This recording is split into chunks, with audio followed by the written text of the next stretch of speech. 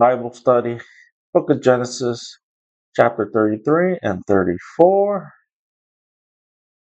Welcome back.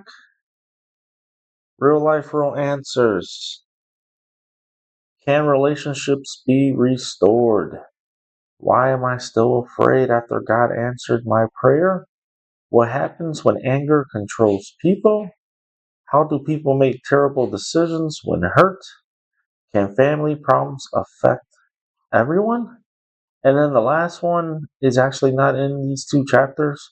So disregard it. I simply forgot to remove it. How should we respond when deeply hurt? Again, real life, real answers. If any of these questions you can relate to, at the end of all these slides, we'll give you references in these two chapters covered tonight to help you find a resolution. Let's get started though. Genesis 33, verse 1, King James Version. And Jacob lifted up his eyes and looked, and behold, Esau came, and with him 400 men. And he divided the children unto Leah, and unto Rachel, and unto the two handmaids. Study notes. Jacob finally sees Esau approaching with 400 men. He quickly organizes his family into groups. This shows Jacob's still feeling cautious and preparing carefully for the meeting.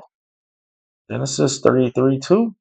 And he put the handmaids and their children foremost, and Leah and her children after, and Rachel and Joseph hindermost. Jacob arranges his family in a specific order. Rachel and Joseph placed last, likely for protection. This reveals Jacob's concern and fear about Esau's arrival. Genesis 33:3. And he passed over before them and bowed himself to the ground 7 times until he came near to Esau, his brother. Jacob goes ahead of his family to meet Esau himself. He bows 7 times as a sign of humility and respect. This shows Jacob seeking peace and reconciliation with his brother. Genesis 33:4. And Esau ran to meet him and embraced him and fell on his neck and kissed him, and they wept. Esau responds with love instead of anger. The brothers embrace and cry together. This shows forgiveness and reconciliation after many years of separation. Genesis 33:5. And he lifted up his eyes and saw the woman and the children and said, Who are these with thee? And he said, The children which God had graciously given thy servant. Esau notices Jacob's family. Jacob describes his children as a gift, as gifts from God. This shows gratitude and humility in Jacob's response. Genesis 33:6. Then the handmaidens came near, they and their children, and they bowed themselves. The servant woman and their children approach Esau. They bow respectfully before him. This continues the peaceful and humble reunion between the families. Genesis 33:7. And Leah also with her children came near and bowed themselves, and after came Joseph near and Rachel, and they bowed themselves. Leah and their children greet Esau respectfully. Rachel and Joseph also come and bow before him. The entire family shows humility and peace towards Esau. Genesis 33:8. And he said, What meanest thou by all this drove which I meet? And he said, These are to find grace in the sight of my Lord. Esau asked about the groups of animals sent ahead. Jacob explains they are gifts for him. Jacob hopes the gifts will help restore favor and peace between them. Genesis 33:9. And Esau said, I have enough, my brother, keep that thou as unto thyself. Esau says he already has plenty. He tells Jacob to keep the gifts. This shows Esau's generosity and that he is not seeking revenge or gain. Genesis 33:10. And Jacob said, Nay, I pray thee, if now I have found grace in thy sight, then receive my present at my hand, for therefore I have seen thy face as though I had seen the face of God, and thou wast pleased with me. Jacob strongly wants Esau to accept the gift. Seeing Esau's kindness feels to Jacob like seeing God's favor. This shows how relieved and thankful Jacob is for reconciliation. Genesis 33:11. Take, I pray thee, my blessing that is brought to thee, because God had dealt graciously with me, and because I have enough. And he urged him, and he took it. Jacob insists again that Esau take the gift. Jacob calls it his blessing, meaning a sincere offering. Esau finally accepts after Jacob strongly urges him. Genesis 33:12. And he said, let us take our journey, and let us go, and I will go before thee. Esau invites Jacob to travel together. He offers to lead the way. This shows Esau's willingness to reconnect and move forward peacefully. Genesis 33:13. And he said unto him, my Lord knoweth that the children are tender, and that the flocks and herds with young are with me. And if man should overdrive them one day, all the flock will die. Jacob explains why he cannot travel fast. His children and animals are weak and need slow movement. He is protecting his family and livestock from harm. Genesis 33:14. Let my Lord, I pray thee, pass over before his servants, and I will lead on softly according as the cattle that goeth before me, and the children be able to endure until I come unto my Lord, unto Seir. Jacob asks Esau to go ahead. Jacob will travel slowly at his own pace. He promises they will meet again in Seir, showing respect and peace. Genesis 33:15. And Esau said, let me now leave with thee some of the folk that are with me. And he said, what needeth it? Let me find grace in the sight of my Lord. Esau offers to leave some of his men with Jacob for protection. Jacob politely declines the offer. Jacob prefers to stay independent while keeping peace with Esau. Genesis 33:16. So Esau returned that day on his way unto Seir. Esau goes back to Seir after the reunion. He leaves peacefully without conflict. This marks the end of their immediate interaction. Genesis 33:17. And Jacob journeyed to Sukkot, and built him a house and made booths for his cattle. Therefore, the name of the place is called Sukkot. Could be found in that word. Jacob travels to a place called Sukkot. He builds a house and shelters for animals. The place gets its name from these temporary shelters. Genesis 33:18. And Jacob came to Shalim, a city of She, She, Shechem, which is in the land of Canaan. When he came from Padanaram and pitched his tent before the city, Jacob arrived safely in the land of Canaan. He settles near the city of Shechem. This shows he is continuing his journey back home.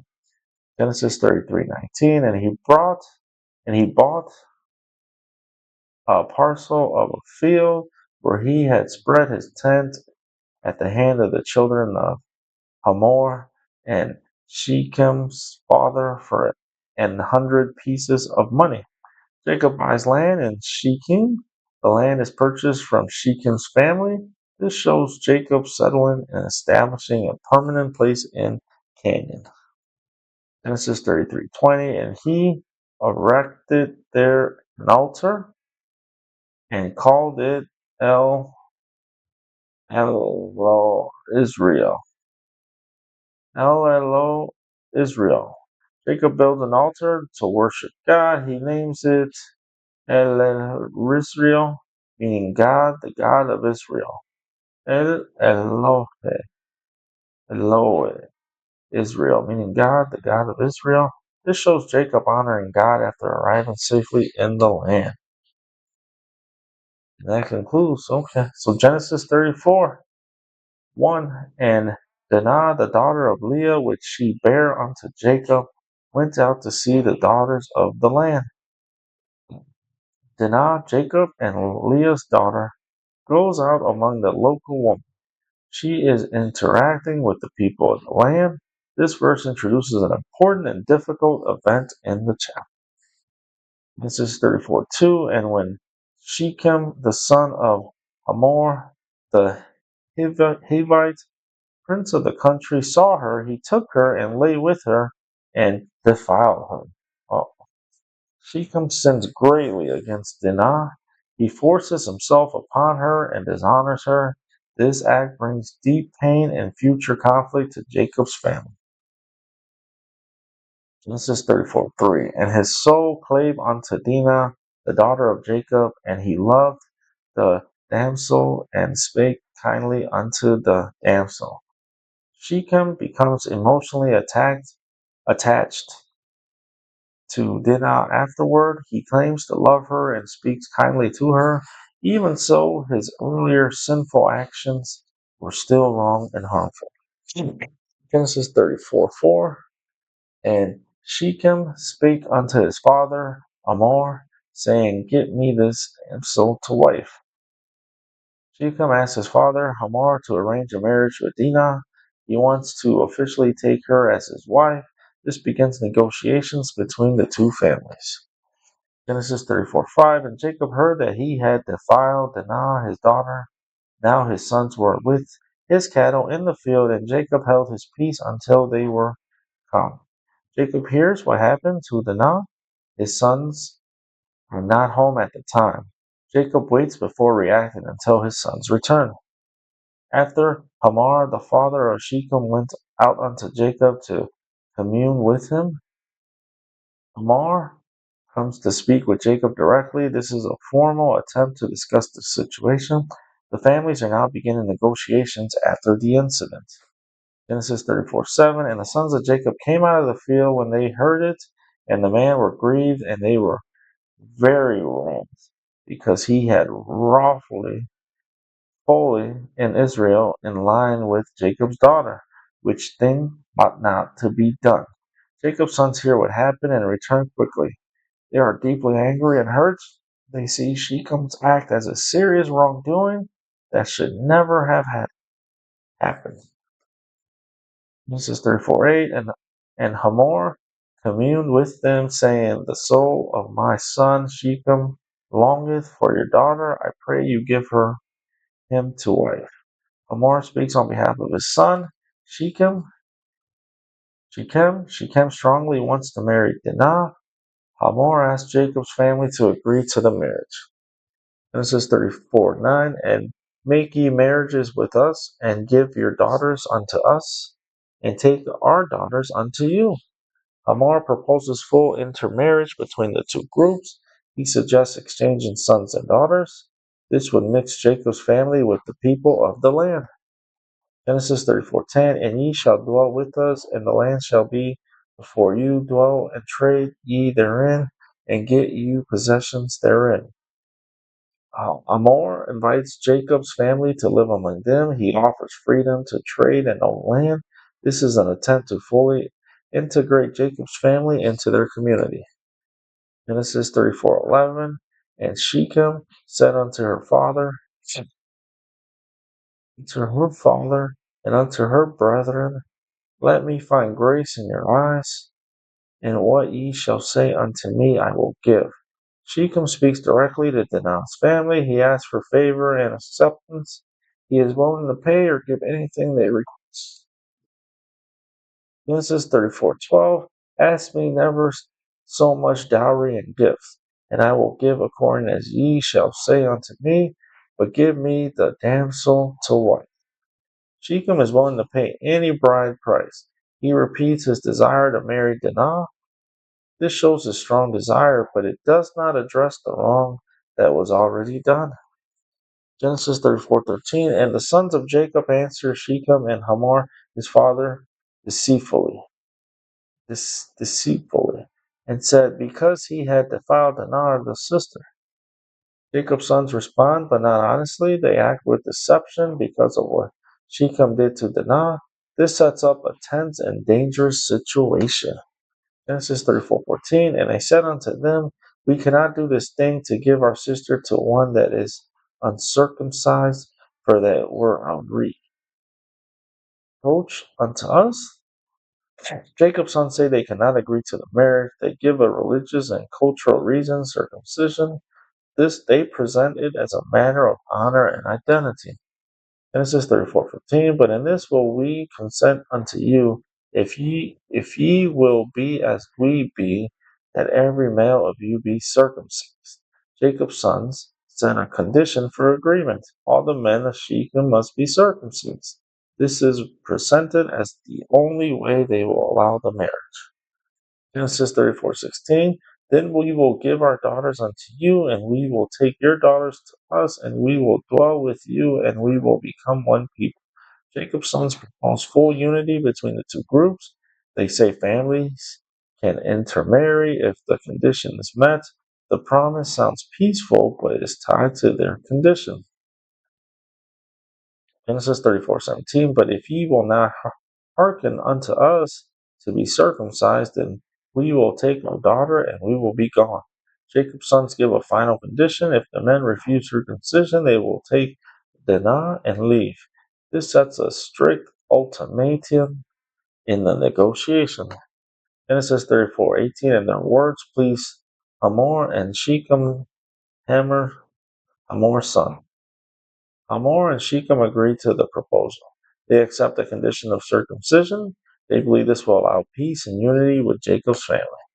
Genesis 34:19. And the young man deferred not to do the thing because he had delight in Jacob's daughter, and he was more honorable than all the house of his father. Shechem acts quickly to agree. He strongly desires Dinah, and once the agreement done fast, he is described as respected in his family, which adds weight to his decisions.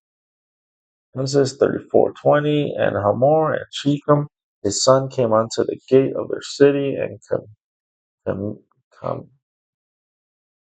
commend with the man of their city, saying, Hamor and Shechem go to the city gate, a place for official decisions. They speak to the leaders and men of the city. They begin persuading their people to agree to the plan. Genesis 34:21. These men are peaceable with us. Therefore, let them dwell in the land and trade therein for the land. Behold, it is large enough for them. Let us take their daughters to our wives, and let us give them our daughters. Hamor and Shechem trying to convince the city leaders. They present Jacob's family as peaceful and useful allies. They promote intermarriage and shared living for mutual benefit. Genesis 34:22. Only herein will the men consent unto us to dwell with us, to be one people, if every male among us be circumcised, as they are circumcised.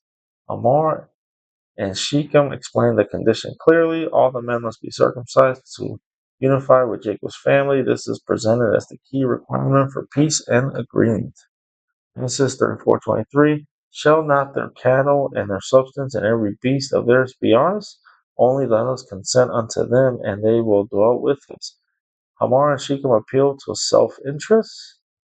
They suggest that Jacob's wealth will become shared wealth. Their goal is to convince the city men to agree quickly. Genesis 34:24. And unto Hamor and unto Shechem his son hearkened all that went out of the gate of his city, and every male was circumcised. All that went out of the gates of his city. The men of the city agreed to the plan. Every male is circumcised as required. The whole city participates in the agreement. Genesis 34:25. And it came to pass on the third day, when they were sore, that two of the sons of Jacob, Simeon and Levi, Dinah's brethren, took each man his sword, and came upon the city boldly, and slew all the males. Simeon and Levi attack while the men are weak from circumcision. They strike the city when it is most vulnerable. This marks a violent response to what happened to Dinah. Genesis 34:26. And they slew Hamor and Shechem his son with the edge of the sword, and took Dinah out of Shechem's house, and went out. Simeon and Levi kill Hamor and Shechem. They rescue Dinah from Shechem's house. They leave the city after carrying out the attack. Genesis 34:27. The sons of Jacob came upon the slain and spoiled the city, because they had defiled Dinah their sister. Jacob's other sons enter the city after the attack. They take possessions from the people. They justify their actions because of what was done to Dinah. Genesis 34:28. They took their sheep and their oxen and their asses, and that which was in the city and that which was in the field. Jacob's sons take livestock and possessions. They also take everything from inside and outside the city. This shows the total plundering of the place. Genesis 34:29. And all their wealth and all their little ones and their wives took they captive, and spoiled even all that was in the house. Jacob's sons take everything left in the city. They carry away women, children, and possessions. This completes the destruction and plundering of the city. Genesis 34:30. And Jacob said to Simeon and Levi, Ye have troubled me to make me to stink among the inhabitants of the land, among the Canaanite and the Perizzite, and I being few in number, they shall gather themselves together against me and slay me, and I shall be destroyed, I and my house. Jacob rebuked Simeon and Levi for their actions. He fears retaliation from surrounding people groups. He is worried his whole family could be destroyed. Genesis 34:31, and they said, Should he deal with our sister as with an harlot? Simeon and Levi defend their actions. They feel what happened to them now was unacceptable. Their response shows strong anger and desire for justice. All right, two short chapters. Uh, Each chapter kind of focuses on the main idea, but again, just real life, real problems. Can relationships be restored? Genesis 33, verses 1 through 4. Why am I still afraid after God answered my prayer? Genesis 33, verse 3. What happens when anger controls people? Genesis 34, verses 25 through 30. How do people make terrible decisions when hurt? Genesis 34, verses 1 through 7. Can family problems affect everyone? Genesis 34, verse 30. And that does conclude our Bible study of these two chapters. Until the next one.